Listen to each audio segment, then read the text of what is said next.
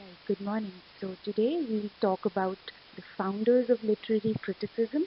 We've previously discussed why we study literary criticism as students of literature. So today we'll take up the topic, who were the founders of literary criticism.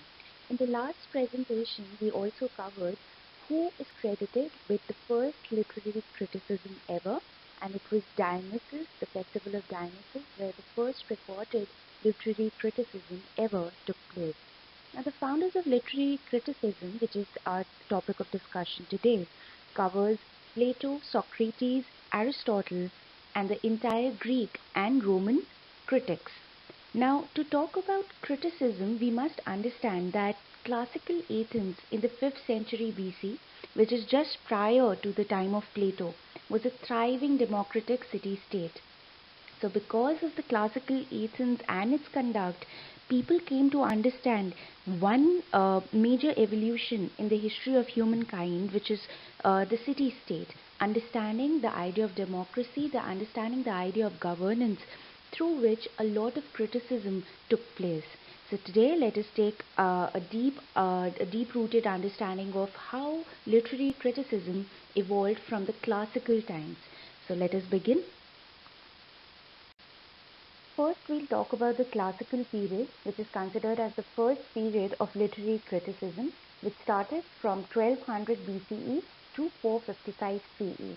So it began before Christ, so 1200 BCE to 455 CE. Now, the classical period is divided into three categories. First is the Homeric or heroic period, as you can see on the slide, which starts from 1200 BCE to 800 BCE. Now, the Homeric or heroic period is basically talking about Homer, the Iliad, and the Odyssey. So, Homer, the blind poet, known and celebrated for his major contribution to literature, which is the Iliad and the Odyssey, talks about Greek legends which were passed orally, and Homer being one of the leading figures in passing the oral traditions of Greek legends. Now, this is a chaotic period of warrior princesses, wandering sea traders, and fierce pirates. So the literature encompasses discovery and a lot of sea traders and pirates and warriors being the central topic of discussion. Now, through this, we have various kind of criticisms which are based primarily on the works of Homer, which is the Iliad and the Odyssey. Now, the Homeric period led to the classical Greek period, which is from 800 BCE to 200 BCE. The classical Greek period includes famous playwrights and philosophers like Gorgias, Aesop, Plato, Socrates, Aristotle, Euripides, and Sophocles. There are many more to the list. We'll take them up later. So we must understand that the classical Greek period also encompasses the golden age of Greece, which is from 499 to 400 BCE, nearly the close of the classical period. This was the sophisticated era of polis. Polis would be the city-state. We just talked about how classical Athens was also the most thriving democratic city-state. So the idea of governance or the individual city-state, early democracy, all of this came up during the golden age of Greece. Now, some of the world's finest art, poetry, drama, architecture, and philosophy originated in Athens.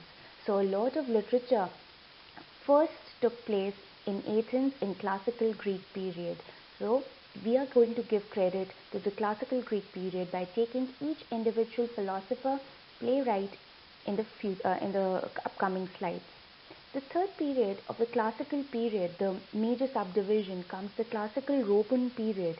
Now, after the Greeks ended the wars and Rome came into surface of the geography as well as the democratic systems, the classical Roman period starts from 200 BCE to 455 CE, which is the end of the classical period. And the classical Roman period includes Roman philosophers like Marcus Aurelius, Lucretius, Roman rhetoricians including Cicero and Quintilian. Rhetoric became a mode of literary criticism, and how Greece's culture gave way to Roman power when Rome conquered Greece in 146 CE. So What happened was that Greece became a subdued power because Romans conquered Greece in 146 CE, which led to the classical Roman period. Now, the Roman Republic was originally founded in 509 BCE, which is after the end of the classical period, if we go by the timeline, but it was limited in size until later. Playwrights of this time include Plautus and Terence. After nearly 500 years as a republic, so Rome is a republic, it slid into dictatorship under Julius Caesar. And we've all read about Caesar and his dictatorial leadership, which finally led to monarchical empire under Caesar Augustus in 27 CE. So how Rome evolved from democracy, from the ideals of Greek democracy to a republic, and finally under the dictatorship of Julius Caesar, and leading to a monarchical empire, a country ruled by a monarch, the king Caesar Augustus in 27 CE. Now this later period of Caesar Augustus's reign is known as Roman imperial period, and this includes writers like Ovid, Horace and Virgil. So this is about the classical period and its three major subdivisions, which becomes our foundation to the literary criticism and its various predecessors. So Homeric or heroic period, classical Greek period and classical Roman period. Now we'll take each of these periods individually in the upcoming slides. Because we've just studied how the classical Greek period is the foundation or is the laying ground for the literary criticism, we must understand how Greek literature is divided, because Greece becomes the center of literature, so Greek literature must be understood in its distinct periods. The Greek literature is divided into three distinct periods, first being archaic, which is from 8th century to 6th century BCE. Here the literature is centered on myth, part history, part folklore. Now, as we've talked about the Homeric period or the heroic period, Homer's epics of Iliad, which is 762 BC, and the Odyssey, they came to surface and they become a part of archaic literature.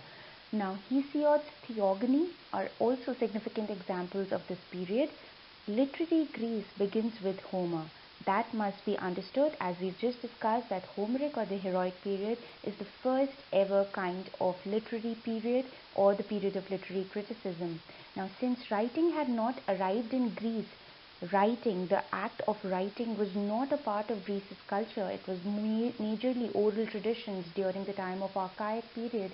Much of what was created in this period was communicated orally, only to be put in written form years later, and we give that credit to Homer. The second major division of Greek literature is the classical era, which is from 5th to 3rd century BCE, which is centered on tragedies of such writers as Sophocles and as Oedipus Rex, Euripides, Hippolytus, and the comedies of Aristophanes. Now this era becomes the major ground of literary criticism, because here is when the first ever literary criticisms will take place through these plays being staged in the festival of Dionysus. So the classical era of Greek literature is where the actual literary criticism takes place. And the last era, which is the Hellenistic era from 2nd to 1st century BCE, is between the Mediterranean history of death of Alexander the Great in 323 BCE and the emergence of Roman Empire. Now, as we've just studied in the previous slide, Rome eventually conquered Greece and it became a republic, eventually leading to dictatorship of Julius Caesar and finally an imperial rule of Augustus. Now, during this time, the Hellenistic Greece also saw Greek poetry, prose, culture, and the expansion across the Mediterranean, influencing such Roman writers as Horace, Ovid, and Virgil. Now, because Greece is the center of any literature ever, Hellenistic era led to the emergence of Roman Empire. So this is about the three major divisions of Greek literature. Now we come to the first most important literary critic, who would be Socrates. While the world focuses on Plato, we must take up Socrates individually as a literary critic, as he becomes the foundation to everything that Plato ever writes about. So Plato is the most famous disciple of Socrates, and Socrates is the main leading figure of literary criticism. He took birth in 470 BC and ended with treasons, charged for impiety and condemned to death in 399 BC. Now, Socrates is the first moral philosopher of the Western ethical tradition of thought, Socratic dialectic method. Now, Socrates was a smart fellow in terms of philosophy, in terms of his conduct. There are few terms associated with him specifically, like we've just put up. First is the Socratic dialectic method. Now, dialectic method of inquiry of Socrates is known as the Socratic method or the method of Elenchus, which he largely applied to the examination of key moral concepts such as good and justice. Now, because Greece was based on everything democratic, he focused on ideas of goodness and justice in the democratic setup. So, the dialectic method of inquiry of Socrates is celebrated around the world till date. Now we'll come to the Socratic problem. The term Socratic problem is the idea that all first-hand information about Socrates and his philosophies depend upon secondary sources. This issue is known as a Socratic question or the Socratic problem. The whole idea of Socrates never ever documenting any of his ideas, thoughts or philosophies on a piece of paper becomes a Socratic problem, because all the information about him happens to take place from Plato. So Plato, through his understanding and through his hearing of various discussions between Socrates and other philosophers, documented everything about Socrates. So that becomes a Socratic problem. And their third is Socratic irony. Now, this is one of the major ways in which Plato was also influenced, that Socrates adopted the pose of an ignorant. He pretended that he was ignorant about the topic which was under discussion, and to draw out the flaws in an argument, he lets the argumenters carry on the debate while pretending to be unaware of what the debate is about or having any opinion on it. Now, this is defined as a means by which a questioner pretends to know less than a respondent when he actually knows more. This way of finding answers or the truths behind various ideologies is called Socratic irony.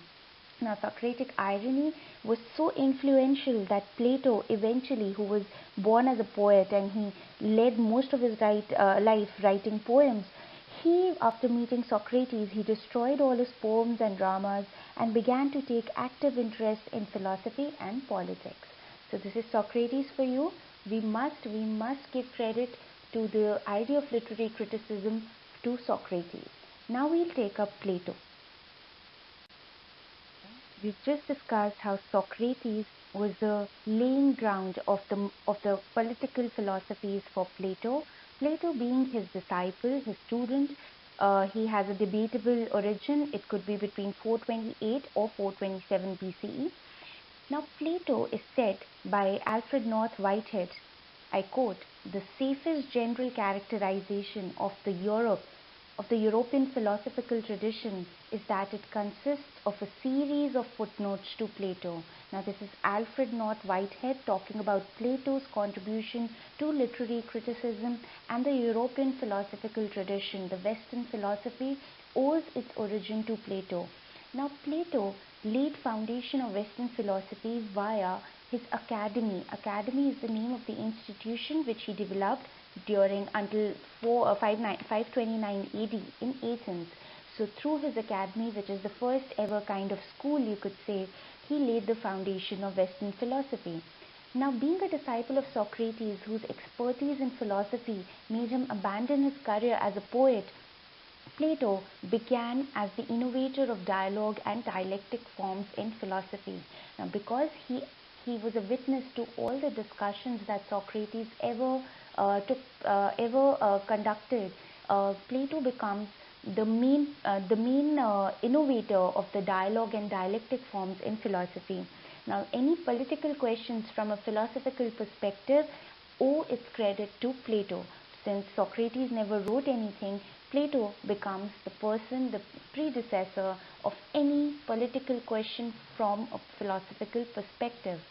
Now, Plato has written a lot of works, and we'll begin with Phaedrus.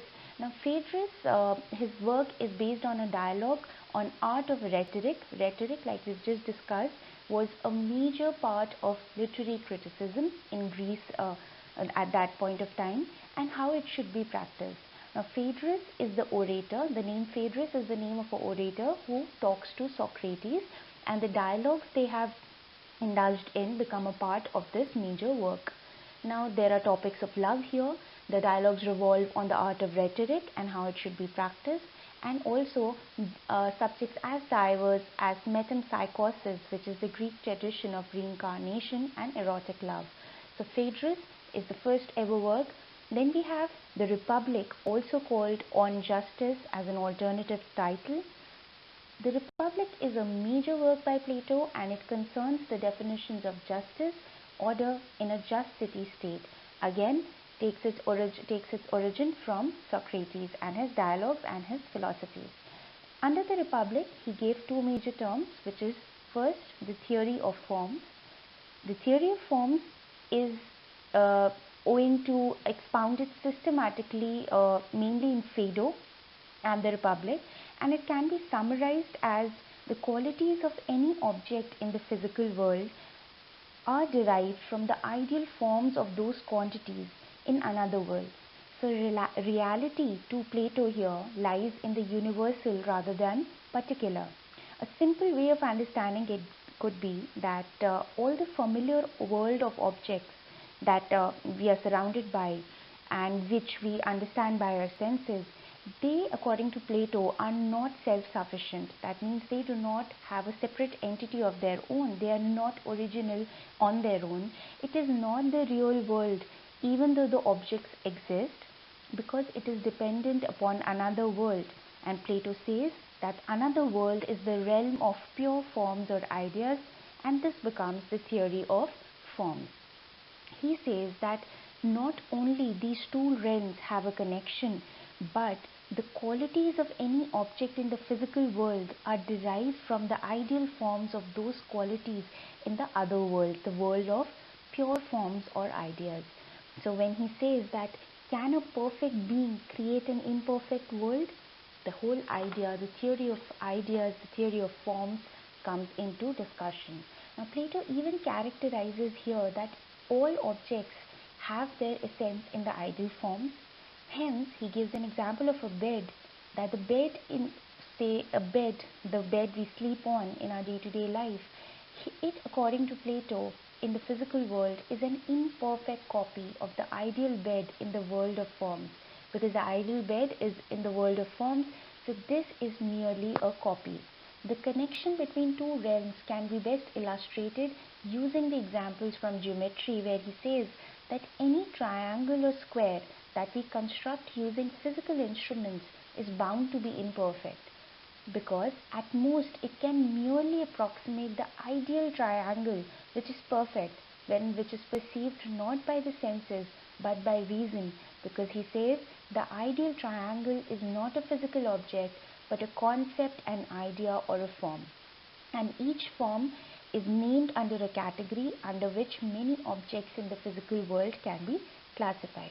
So when he says that when we refer to words like the object constructed for the purpose of sleeping on, or when he says a common function like, say, a flat surface with four legs, they all fall under the category of bed. So they are all imperfect replications of the ideal world of forms, and this becomes the theory of forms for you.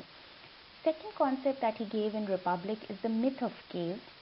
Now, the myth of caves is a very poignant form of the reality of humans, and in the myth of the cave, in Republic, Plato has described how the theory of forms also is important in order to unify groups of objects or concepts in the world.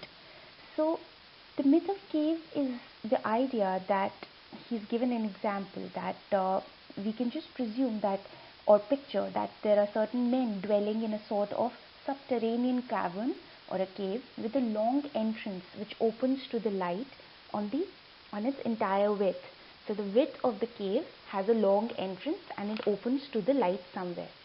So he says that conceive them as having their legs and necks fettered from childhood, so that they can remain in the same spot, able to look forward only. So they can only look forward towards the end of the cave, while they remain in the same spot, in that position forever, fettered, resting from turning their heads. So now they cannot turn their heads, and these group of men are continuously walking forward. Now picture further that there is a light from a fire burning higher up. So there is a fire burning higher up in the cave and at a distance behind them. And between the fire and the prisoners of these caves, which are the men, and above them there is a road along which the low wall has been built. So he says, assume that this particular group of men walking in a particular fettered fashion in the cave, they are basically under a road which has been built in order to deceive them. Now since these men are facing the wall of the cave, they are facing the wall continuously with their backs to the opening. They can only see shadows cast by the fire on that wall. So all they can see is the shadow and not even the fire which is lit above them. So he says that the objects that are passing behind them are also not visible to them because they cannot turn back. So when these people speak, they will hear the echo from the wall and imagining the passing shadows to be the speakers. So what they assume is that their own shadows are that of speakers who are talking. So Plato's point in this whole picturization of very dramatic condition of human beings is to bring you to the idea of the myth of cave, which is that people who have known only these shadows will take them for realities, because to them the shadow is another human. If they were forced to stand up, now say these very men stand up and turn around, they would be dazzled by the light coming into the entrance of the cave and be unable to see the objects whose shadows they had previously seen. So they would insist that those shadows were more real. If they were now forced to ascend the road, which was rough, steep, and they would be yet more blinded. So what he's trying to say is, he makes it clear that the cave in which men are imprisoned represents the physical world of imperfections, and that the journey towards the light is the soul's ascension to the world of forms, which is the world of perfect forms. So that becomes the myth of cave, which is mentioned in the 7th book of Republic, in which men are imprisoned and represents the physical world, and when they move towards, say they stand up and they move towards the light, that would be the soul's ascension to the world of forms. So this is Plato and his major work, which is the Republic. Third, we have Ion, and this particular work by Plato is a discussion between Socrates and Ion, who is a professional rhapsoder.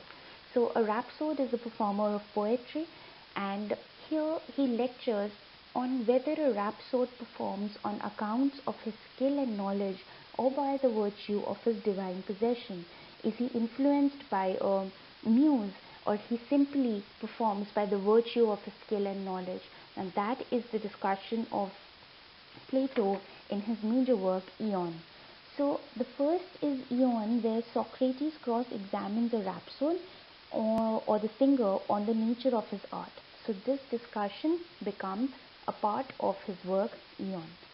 Ion also is that one work where Socrates is discussing and allowing the rhapsode to have his opinion. Why? Because he feels that only the original creator, the original knower of that particular field can actually be able to justify whether that field is true or not. So that is the idea of Socrates, that if the gods are to be discussed, a mortal should not be discussing them, because only a god would know best. That is Ion for you. Now there are two more works which are credited to Plato. One is Apology of Socrates. Now this is a Socratic dialogue of the speech of legal self-defense which Socrates presents at his trial for impiety and corruption in Greece in 399 BCE. This becomes a documentation of how Socrates tends to defend himself in the legal proceedings of his trial for impiety and corruption, which eventually led to his death.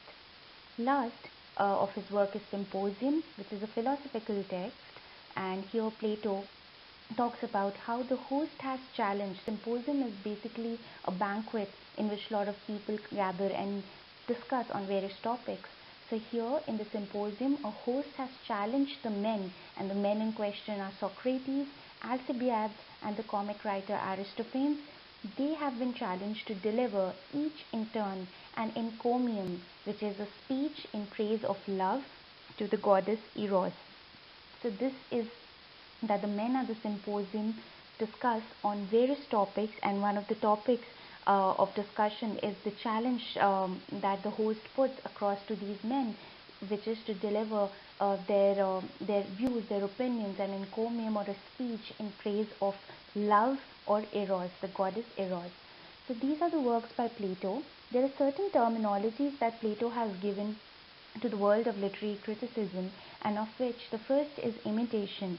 Imitation is basically credited to Plato as the first critic who advanced the theory of imitation, which is that art is an imitation of life and nature, and it is an imitation of an imitation. So talking of the theory of forms again, that the essence of his argument lies on that that all the actual representation of things is not the ideal and the essential, as it is merely an imitation. So he also says that poetry takes away the person from truth. Now, apart from imitation, he's given the term inspiration, and where he says, according to Plato, neither poetry nor criticism results from art and knowledge. It is a result of invocation of muse. When a poet is inspired, he has a superhuman ability by which he is able to have a glimpse of the ultimate nature of things, their eternal forms and their divine archetypes. Now, this invocation of muse is also talked about in Ion, and as we've discussed, Socrates discusses this with Ion the rhapsode, whether the rhapsode actually possesses skills and knowledge for poetry, or whether he's inspired by a divine muse. So here the word inspiration.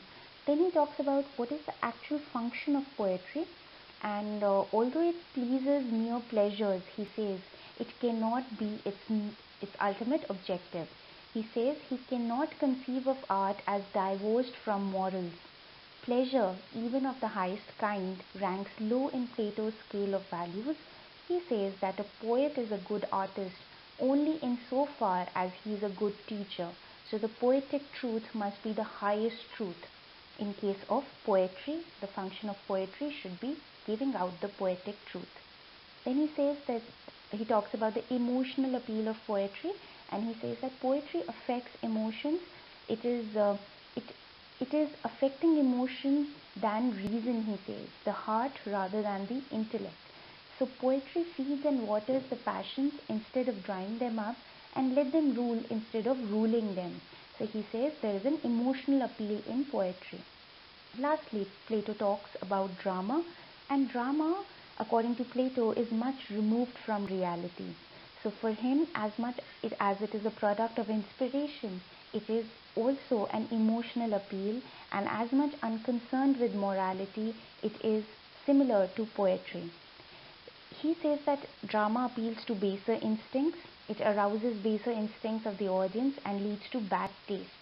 He also says that drama affects impersonation. He says that continuous impersonation of evil characters like cowards, knaves, and criminals, drama enters into the nature of the people who are witnessing it, and it represses their individuality, leading to enfeeblement of character. Now, this is Plato talking about all his ideas, which are basically crystallized from Socrates and his dialogues and discussions with various people. So this is Plato for you. Now we come to Aristotle. Aristotle starts from 384 BC to 322 BC, and he's often credited as the scientist of literary criticism. While Aristotle gave us so many ways to look into literary criticism, he is the first one to show us how to look for the right thing. He helps us dismantle the structures and inspect into the structures and the ways of its layerings. So, Aristotle is the student of Plato and he has studied in Plato's academy. He is basically credited with an empirical observation. So, he also opened a school called Lyceum, which he dedicated to Lord Apollo, God Apollo, and in his curriculum he included botany, medicine, mathematics, music, and zoology, apart from many other disciplines. So, Aristotle, to talk of, sums up his entire science, the science of criticism, into his poetics. So, apart from his theory of poetry and fine art, which is often called poetics in short, his various other contributions include, first, logic and syllogism, which is to lay the rules and methods of logic, treating it as a systematic prelude to scientific thinking. So, the idea of syllogism, the reasoning that we understand in today's world, has been attributed to Aristotle. Second, he talks about politics, and here he rejects Plato's view that the state should comprise of unity as diverse functions. Because the state comprises of a variety of crowd, the idea of unity does not apply in case of Aristotle. He talks of imitation and action.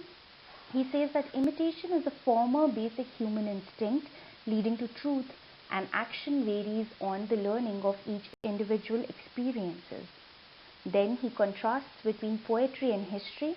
He distinguishes the poet from a historian, where he says that poetry is more philosophical and serious and it expresses universal truths. His view on comedy is that he rules out all the malicious pleasures as basis of comedy, and he says that it shares the power of poetry, unlike what Plato did. Now, according to Aristotle, there is a function of poetry which is purely pleasure, and he says that pleasure as the end of poetry should not be divorced from civic end. So that pleasure should also intermingle with the civic sense of learning of each individual. So this is Aristotle, and in the next slide we'll take up a brief summary of Aristotle's poetics, dividing each of his chapters in the poetics and taking the key points from those chapters. So now poetics, or the theory of poetry and fine art by Aristotle, was written in 335 BC. Now this work is the earliest surviving work of dramatic theory and an extant philosophical treatise to focus on literary theory. Aristotle's poetics practically was unknown until 1500 and was now read and analyzed in both Greek and Latin versions. It was available through the Middle Ages and the early part of the Renaissance only through a Latin translation of an Arabic version which was written by Ibn Rushd, also known as Averroes in the Latin West. So the late 15th century, it was only then that poetics was rediscovered. There are various translations, one of them being a Latin translation by Giorgio Valla in 1498. So all of these resulted in a final condensation of Aristotle's poetics and the impact it had on our modern times. The impact on 17th century French dramatists such as Pierre Corneille and on neoclassical writers of the 18th century. The Romantics and Symbolists, although turned more to Plato and Longinus, yet critics still continue to re-examine the fundamental Aristotelian notions such as catharsis and hamartia. So all of this in totality sums up the poetics, or the theory of poetry, by Aristotle. Now let us look at the 26 chapters that he wrote on poetics, or the theory of poetry, and let us take up the key ideas in each chapter divided into various segments. So if we begin from chapter 1 to 3, the summary goes that he talks about the approach to poetry from a very scientific point of view.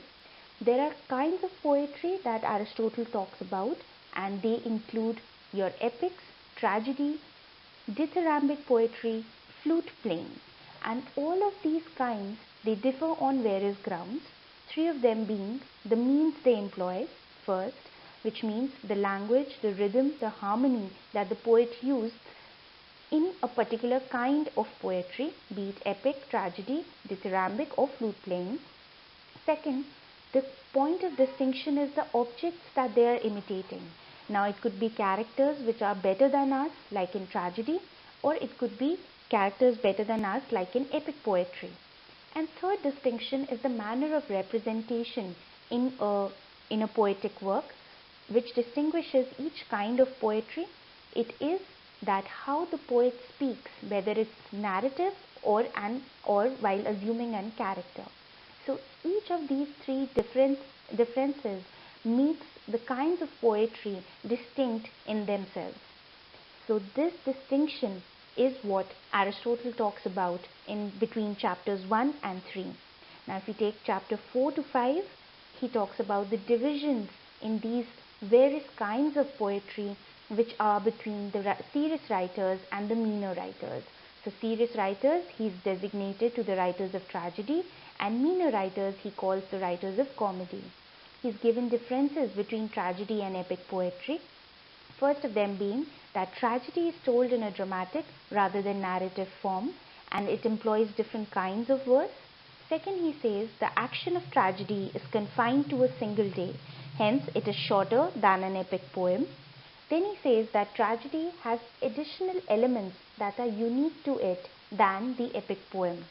So this is in chapter 4 and 5 of Poetics. Now chapter 6 talks about the crux of Aristotle's Poetics, which is the word catharsis, and catharsis is in relation to emotions of the spectators. Now he says that tragedy, he also adds the idea of tragedy being broken into 6 parts. In this case, the first part being spectacle, second being the means of imitation that you employ, it could be your language or rhythm. Third, he talks about how language and rhythm moves to melody and diction. Fourth, he talks about characters which are necessary to advance the action in a tragedy. Fifth, he talks about the thought. Sixth, the plot or the mythos, which is the most important force along with peripetia and anagnorisis. We'll take these terms individually in the further slides. Chapter 7 and 9 talks about unity, which is the core concept of Aristotle's Poetics, and he says unity is in reference to the plot, that the plot has to be a complete whole with a beginning, middle and end. And he says the worst kind of plots would be the episodic plots. He also gives the term magnitude of story in case of plot, where he says that tragedy must be of a moderate length so as to be easily memorized by the spectators. Second, he gives the term action, where he says that action should take the character from fortune to misfortune or vice versa. This is chapter 7 to 9 of Poetics. Chapter 10 to 12 of Poetics, Aristotle talks about the complex plot, which is a plot which may have one or both of peripetia, anagnorisis and suffering.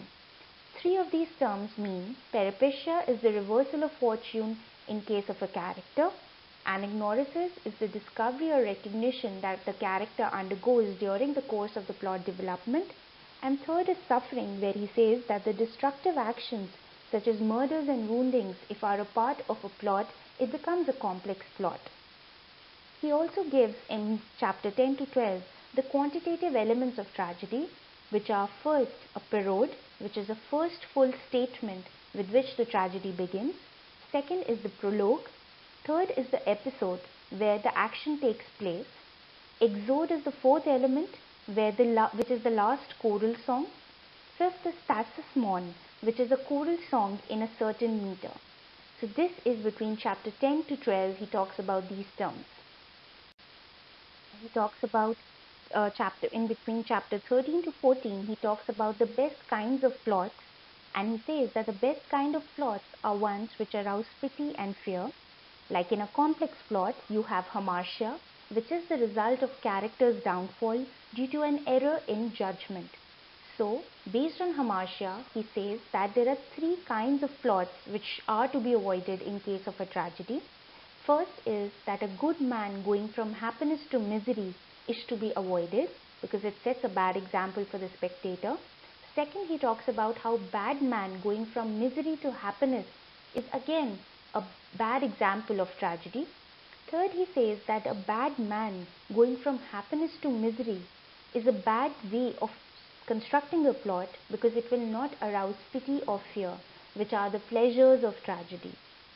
In chapter 15, Aristotle talks about the character of a tragic hero and the four requirements that a tragic hero must have. First is a good character with a good moral purpose. Second, good qualities which must be appropriate to the character. Third, the hero must be realistic. Fourth, hero must be consistently written about. So this owes to the writer. Owing to the writer's construction of the hero, he must be consistently written about. We come to chapter 16 and 18, where Aristotle talks about the 6 different kinds of anagnorisis. Anagnorisis, like we discussed, is a kind of recognition or a discovery that a character undergoes during the plot development. There are 6 kinds of anagnorisis. 1. Recognition by means of signs, marks, etc. Second, recognition contrived by author, which is not suggested by Aristotle. Third, he says recognition promoted by memory. Fourth, recognition through deductive reasoning. Fifth, recognition through faulty reasoning on part of a disguised character. Sixth, he says recognition that is naturally a part of sequence of events, which is termed as daces, complication, and lusus or denouement, leading to peripetia. Peripetia is the reversal of fortune in the character. So these are the 6 kinds of anagnorisis that Aristotle talks about. He also talks about the 4 kinds of tragedies in chapter 16, between chapter 16 and 18. The first is complex. Complex tragedy we've just discussed is made up of peripetia, which is reversal of fortune, and anagnorisis, which is discovery. Second, he says there is tragedy of suffering. Third, he says there is tragedy of character. And fourth, he says tragedy of spectacle. So this becomes the chapter 16 to 18 of Aristotle's Poetics.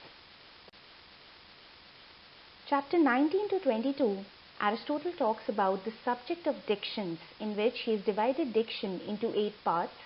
First, diction is language, and language would comprise of letter. Second, syllable. Third, conjunction. Fourth, article. Fifth, noun. Sixth, verb. Seventh, case. And eighth, speech. Now all of these comprise of parts of speech, and they become a part of Aristotle's Poetics. There are 4 ways in which metaphors can be used, and he talks about them. From genus to species relationship. Now genus to species relationship is in reference to general term, in where a more general term is used instead of a specific term. Aristotle uses the example of "here stands my ship," where stand is a more general way of saying it is anchored here. Then he begins with the species to genus relationship, where a more specific term is used in place of a general term. Then he talks about giving an example that by saying truly 10,000 good deeds has Ulysses wrought. Here 10,000 is a specific term representing the more general term of a large number. Third, he says the species to species relationship, where one specific term replaces another. And the fourth kind of metaphor is a metaphor of analogy, which we all know about, and it consists of substitutions between X is to Y type of relationships. For instance, old age is to life as evening is to day. So whenever the word as is used, it is analogy and it is comparison. In chapter 23 to 24, he talks about the mimesis of tragedy, in which the action is told, and epic poetry, in which the verse is told. So epic poetry, he says, must maintain unity of plot. He says it must share many of the elements of tragedy. Third, he says the length of epic poetry must be as long as a whole series of tragedies. Fourth, he says the plot is not limited by stage in case of epic poetry. And fifth, he says it should be narrated in heroic meter. In chapter 25 to 26, he talks about the impossible events where he says the poet should always aim for a convincing impossibility in favor of an unconvincing possibility. In the last chapter, which is chapter 26 of Aristotle's Poetics, he talks about a comparison between tragedy and epic poetry, and he tries to understand which is a higher form of poetry. In favor of epic poetry, he says, epic poetry has a higher form as it is less vulgar and it is addressed to a refined audience. Then he says epic poetry does not rely on gesture and melodramatic performances. Then he says that the recital in epic poetry could be overdone without reflecting poorly on poet. So, epic poetry offers the stage to the poet to over-dramatize the recital. Next he talks about tragedy, and he, in favor of tragedy, has the following points.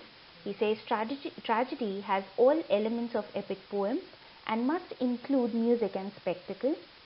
Second, he says that reading the play without performing is even potent in case of a tragedy.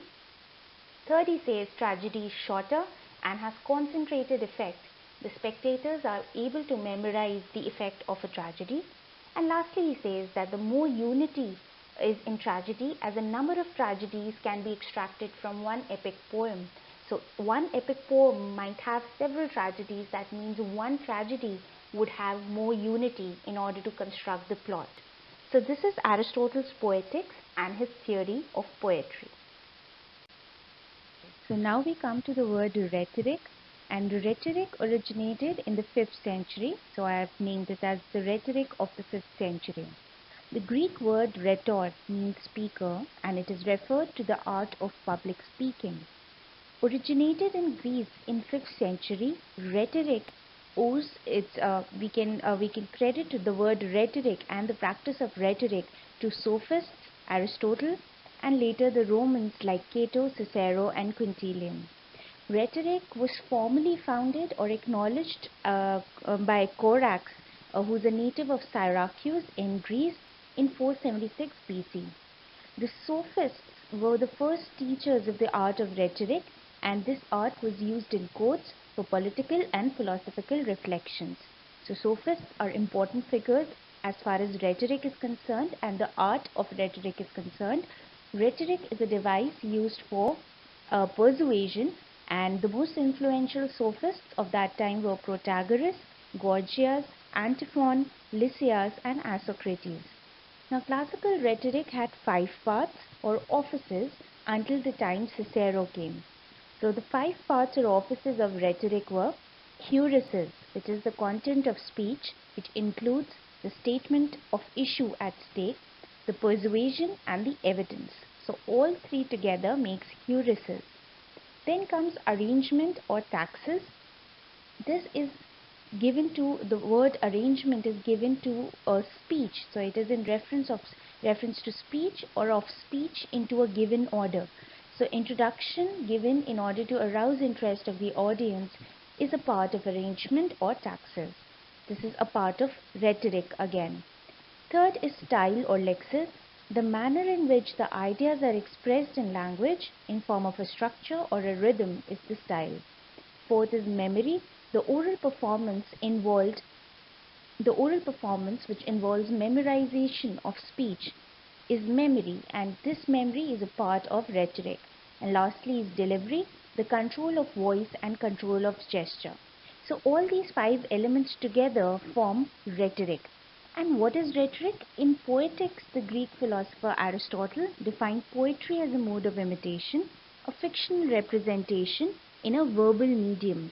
So the verbal medium being human beings, and these human beings use rhetoric in order to discover all available means of persuasion in any given case, and focused his discussion on the means and devices that an orator uses in order to achieve the intellectual and emotional effects on an audience.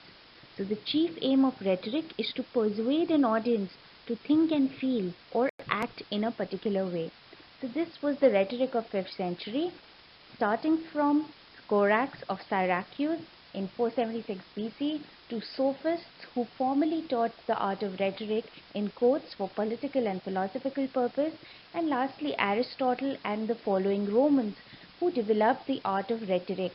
So rhetoric comprises of 5 parts, as we've discussed: heurises, arrangement, style, memory and delivery, and all 5 combined together makes one proficient in the art of rhetoric. So this was rhetoric of the 5th century. Let's quickly look into the Greek and Roman rhetoricians. We'll begin with the Greek rhetoricians, and first of them is Protagoras. Protagoras most famously believed that man is the measure of all things. So how should one thing be? And can lawyer, for example, can a lawyer have a personal or public morality? All of these questions were a part of Protagoras' philosophical view that an individualistic idea that each person constructs his or her own views on the basis of his individual sensations. So each individual sensation perceived by each individual at his own level makes for his perspective or his opinions. Second came Gorgias, another powerful figure among the sophists. He was Gorgias, and he was a native of Greek colony of Sicily. He initially came to Athens to seek military aid on behalf of his hometown in Leontini against Cyprus, but eventually saw the world as containing fundamental contradictions, oppositions and polarities which could only be reconciled by language. So this was Gorgias. Then we have Antiphon, and Antiphon is one figure, the third major sophist figure, and a contemporary of Protagoras who was opposed to the Athenian democracy and was eventually executed for this reason. While they also believe that the conventional Athenian belief he espoused in reconciling individual and communal, private and public interests, still he was executed for his extremist views on democracy and his opinions against democracy. So this was the Greek rhetorics. Now we come to the Roman rhetoricians. Roman rhetoricians, we'll begin with Cicero. Cicero is also called Marcus Tullius Cicero. He's a contemporary of Julius Caesar and Brutus. If you would go back to historical plays of Shakespeare, he's the most renowned of the classical rhetoricians. Cicero himself regarded delivery as of predominant importance in speech. So for him, speech delivery is of predominant importance, and his work being De Orator in 55 BC, he wrote this work, De Orator. So we must know one work each of the Roman rhetoricians. Then we come to Quintilian, and Quintilian is known as Marcus Fabius Quintilianus. He was born in northern Spain in 35 AD and he died shortly after 96. This text, his text Institutio Oratoria, is a major contribution to rhetorical and educational theory, as he believed that a perfect orator cannot exist unless he is above all a good man. So in this work, he's given details of Roman education system centered on rhetoric. All of this in all made for the rhetoric to be passed on to the Renaissance, where finally through the works of Aristotle, which was rediscovered in the 15th century, we could understand that rhetorics was a part of the classical Greek and Roman society of that time. So now we come to the Roman literature. Now Rome was formally founded in the 5th century. However, we give the timeline to Roman literature between 200 BCE to 455 CE. So the Roman literature is divided into 2 ages, the Golden Age and the Silver Age. We'll quickly go through the main leading figures of the Roman literature of this time and how they influenced literary criticism. So we'll begin with Plautus. Plautus from 254 to 184 BCE. He's credited with works like Aurelilia, The Pot of Gold and Captivity, The Prisoners. Terence, he has written a comedy called Eunuch. Then Ennius, he's the father of Latin poetry, Latin owing to Romans. Annals was a history of Rome from mythical Trojan hero Aeneas through his own days. Then we have Virgil. Now Virgil is a celebrated writer. His Eclogues, written around 37 BCE, spoke of the loves and lives of shepherds. while his Georgics, written around 29 BCE, praised Roman country life. And here he has described how plowing, growing trees, tending cattle, and even keeping bees was an important part of Roman civilization. However, his most memorable work is Aeneid, an epic telling of the journeys of Aeneas after the fall of Troy through the founding of Rome by Remus to the age of Augustus. Next we have Horatius. Horatius is commonly known as Horace, and we give him the timeline of 65 BCE to 8 BCE. His famous work is Epodes, which is inspired by the Greek author Archilochus, and Odes, a celebration of life in Rome during the age of Augustus. Next we have Ovid, another major figure of the golden period of the Roman literature. Ovid, his work is Amours, written in 22 BCE, which is told in a very light-hearted style about the misadventures of a young man and his love for an unobtainable girl. His another work is Heroides, which is a series of 15 letters supposedly written by Greek and Roman mythological female figures such as Penelope and Dido to their lovers who had either mistreated or abandoned them. Lastly, his work Ars Amatoria is mirrored in Horace's Ars Poetica. However, his most famous work is the 15 books of mythology, Metamorphoses, an epic poem that spoke not only of humanity's interaction with gods, but also of heroes and heroines. So this was the golden age of literature, which encompassed writers like Plautus, Terence, Ennius, Virgil, Horace, and Ovid. We move to the Silver Age, and the Roman literature. The Silver Age of Roman literature comprises of 200 BCE works written between 200 BCE to 455 CE. Here, writers like Marcus Annius Lucanus, better known as Lucan, has written work like Pharsalia, his most famous work, which dealt with the Roman civil war of the 1st century BCE. Second is Marcus Tullius Cicero. Cicero is celebrated for writing essays such as De Re Publica on the state and De Legibus on the laws. Then we have Lucius Seneca. He was a student of Stoic philosophy, and he's written 9 plays based on such Greek legends as Oedipus, Heracles, and Medea. So we have Seneca. Then we had Roman novelists like Petronius, Apuleius, Martial, and Juvenal.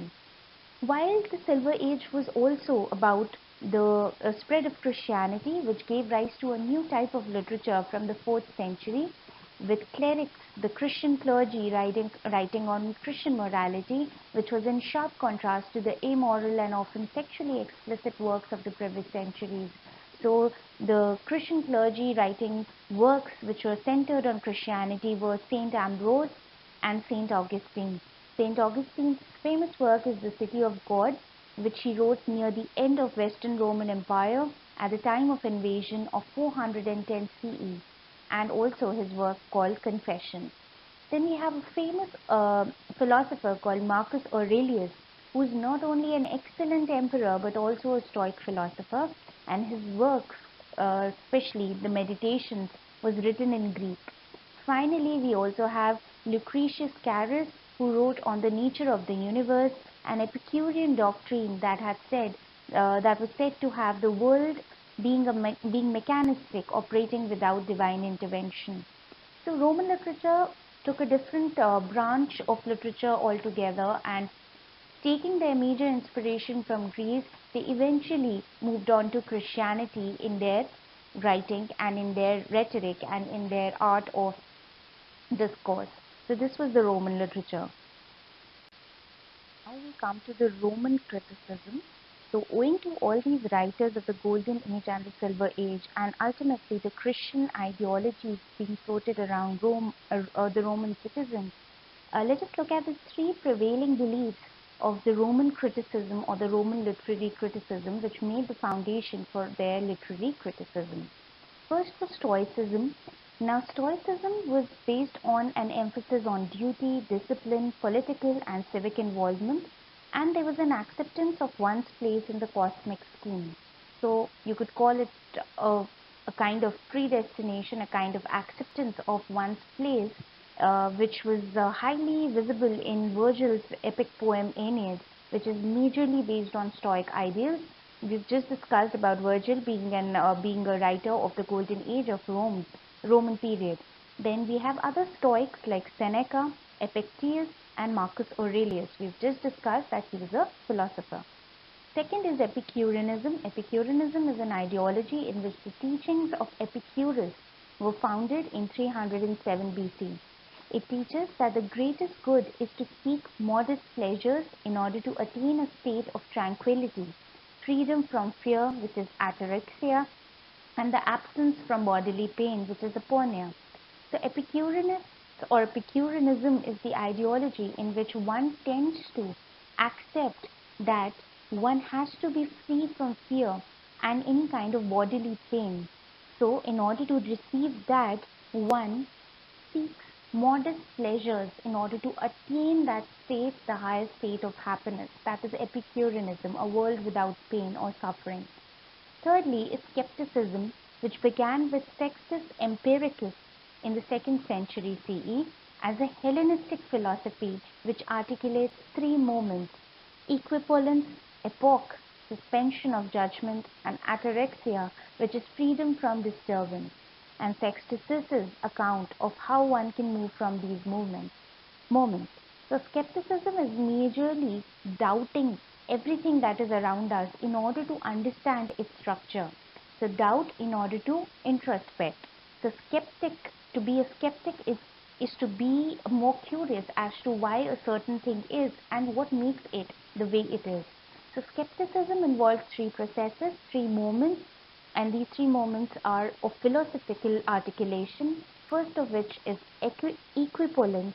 The second is epoch, means suspension of your judgment. You remove your judgment aside to see the structure objectively. And then ataraxia, which is freedom from disturbance. So you ultimately achieve the idea that why such certain structure is like this and what makes it like this. So that is skepticism, doubting things. So Ovid's Ars Amorus led to the banishment of Emperor Augustus owing to his skeptic ideals.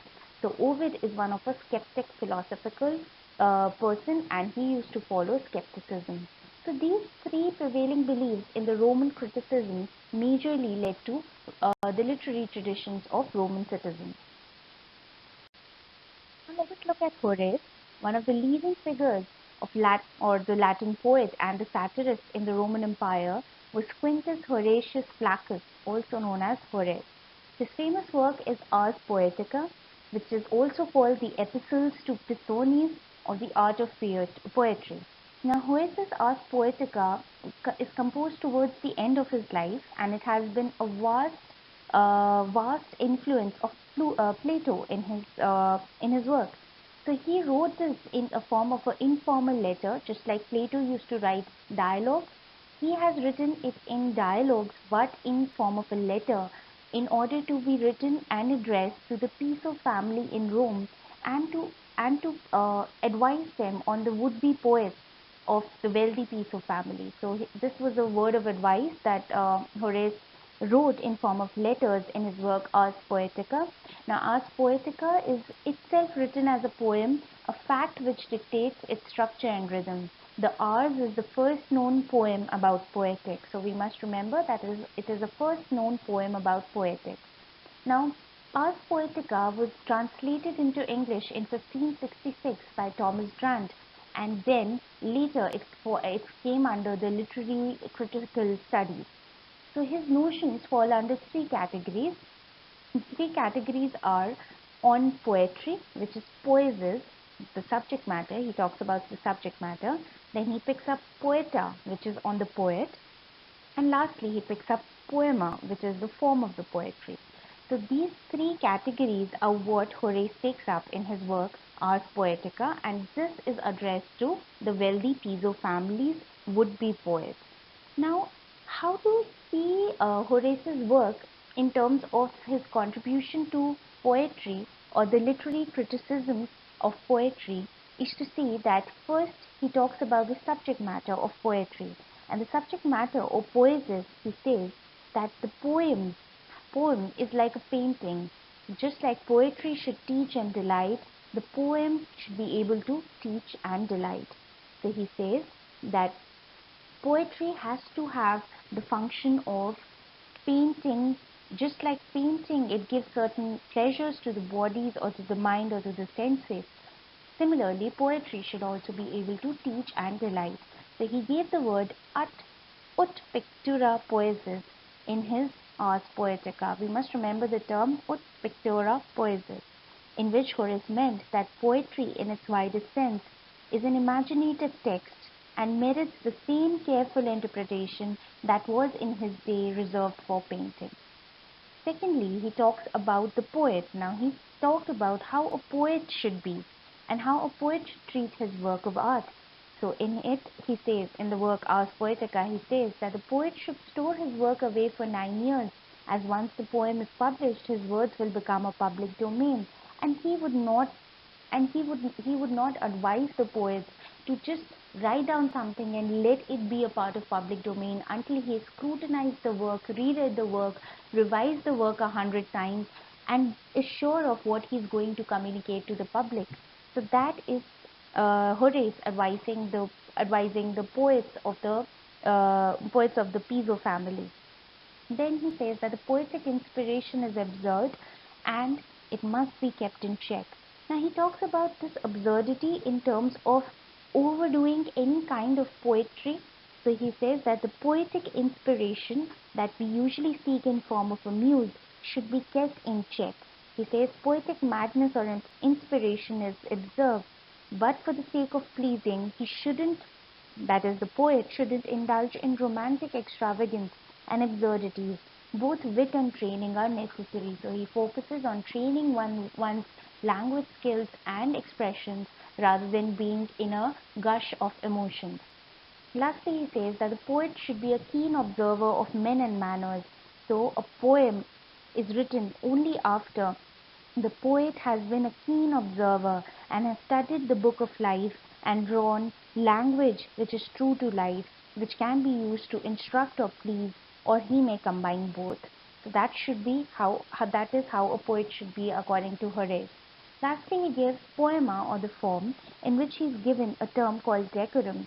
The work decorum, the principle of decorum, is the use of appropriate vocabulary and diction in each style of writing. And for Horace's criticism, he says that it calls for a proper relationship between form and content, expression and thought, style and subject matter, and diction and character. So each of these has to have a certain relation, because if the relation does not exist or is not visible in the poem or in the last product, the decorum has gone misplaced. Lastly, he gave the term in medias res. In medias res is also called as into the middle of things, which means it is a narrative technique of starting the story from the middle point. According to Horace, this entices the audience into the plot by making everyone curious about the characters, previous parts, and their future destinies. So in the beginning itself, you introduce them to the middle. That is in medias res. Lastly, he gave the term purple prose, wherein he talks about use of flowery language in his work Ars Poetica. So this is Horace's major work Ars Poetica, and the other works include epodes, satires, odes, epistles, and common secular. So this is Horace for us between 65 to 810 BC. Next we have Longinus. Now Longinus is a name given to the writer or the contributor of one of the major works of literary criticism, which is On the Sublime. Longinus is credited as being from the 1st century AD. While this is still debatable, we'll first discover what the Greco-Roman period was like. So the most precious legacy of Greco-Roman period with the disputed authorship is given to the work On the Sublime, written in Greek and also translated thereafter. It was initially published during the Renaissance by Robertelli in 1572 in Latin and later by John Hall in English in 1652. The concept of sublime is actually credited to Nicholas Boileau for his final translations in English in 1674. Now, defining sublimity or hyspos as the echo of greatness of spirit is ascribed to the qualities innate in the writer rather than his art. So the idea of sublime is to is to give credit to the writer than his art, and the idea of sublime is simply echoing the greatness of spirit, which is an innate quality of a writer. Now, this work particularly contained 17 chapters on figures of speech and was written in Greek. So Longinus, since the work is debatable as to the authorship of the treatise is a mystery, but its author is generally referred to as Longinus, but who was Longinus remains undecided. So in literature, we still give credit to Longinus of the 1st century AD. Now, to see that Longinus gave 5 principles or the sources of sublime, and these 5 principles are the sources of sublime through which the author or the writer tends to have hypsos or sublimity. Now, what are these 5 sources? First is the grandeur of thought, in which he says that the stately thoughts belong to the loftiest mind. So nobody can produce a sublime work unless his thoughts are sublime. So for one to have sublime thoughts, he needs to be of loftiest mind. That means it is an inborn quality. So for sublimity is the echo of greatness of soul. It is impossible for those who live mean lives or have servile ideas to produce anything that is admirable. So grandeur of thought is a must in order to have sublimity in your work. Second, he says there has to be a capacity for strong emotions. In order to transfer the emotions which are innate in a writer, he needs to have the capacity for those strong emotions by evoking emotions which are of higher order of degree. Say, any inferior emotion does not have any place in sublimity. So emotions such as fear, grief and pity are there and which are far removed from the sublime. Then he says that appropriate use of figures of speech is an important aspect of a sublime work or subliminal work, and he says that it is an acquired quality using a figure of speech. The proper use makes all the difference. He says a figure is not an unnatural imposition on speech, but by adding an aroma of strangeness into the ordinary speech, it causes a pleasant surprise. So in order to provide pleasure of reading and witnessing, one has to have an appropriate use of figure of speech. Fourth, Longinus talks about the source of sublime being in the nobility of diction. He says that the use of proper and striking words enthrall the readers. It has a moving and seductive effect on the reader, but diction should be strict to the genre. So one must focus on the genre and focus on the words being used. Only striking words which are best suited to a particular genre should be used in case of diction. Lastly, he gives the term dignity of composition, which is a source of sublime. He says that the proper arrangement of words is not only a natural source of persuasion and pleasure among men, but also lends dignity of composition. Hence, a writer should blend properly thought, emotion, figures, and words into a harmonious whole. He says, true sublime will uplift your soul. It arises from lofty ideas, clothed in lofty language. It gives us joy and exalts our spirits. It never grows stale. Hence, it pleases all and pleases always. So the whole idea of sublime ends in the idea of pleasure, in the idea of loftiness of ideas and loftiness of spirit. So this is Longinus on the sublime, and with this we come to our presentation. This was the classical foundation of literary criticism. We'll take how criticism evolved after the Roman Empire in the next presentation. Thank you for watching.